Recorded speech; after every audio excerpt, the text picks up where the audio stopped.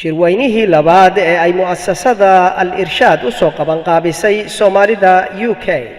man yuridillahu bihi khayran yufaqqihhu fid-diin qofkii uu alle khayr la rabo diinta ayuu fahansiiyaa.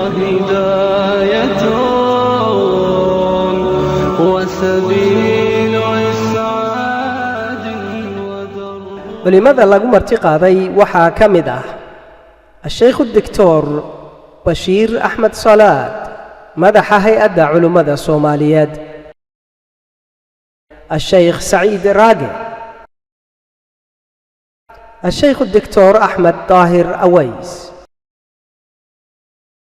الشيخ الدكتور علي محمد صالح،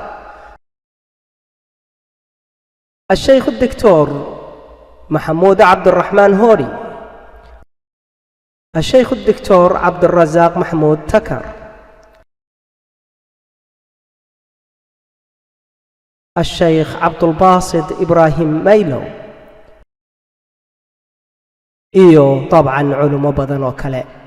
waqtiga London waa maalinta axadda ah ee 3 August 2015 tobanka barqadii ilaa iyo 6 casarkii.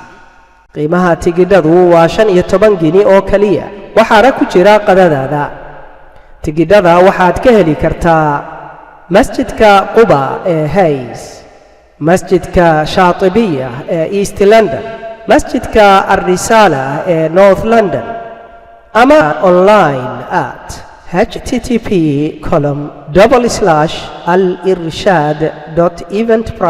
http://alirshad.eventbrite.co.uk. cinwaanka goobta iyo transportkaba shaashada kala soco ama ka fiiri www.alrisala.com.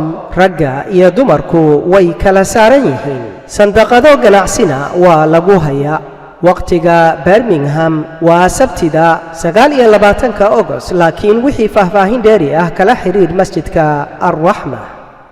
sida ugu dhaqsaha badan ula xiriir telefoonada oo yaanu ka dhamaanin tigidhku.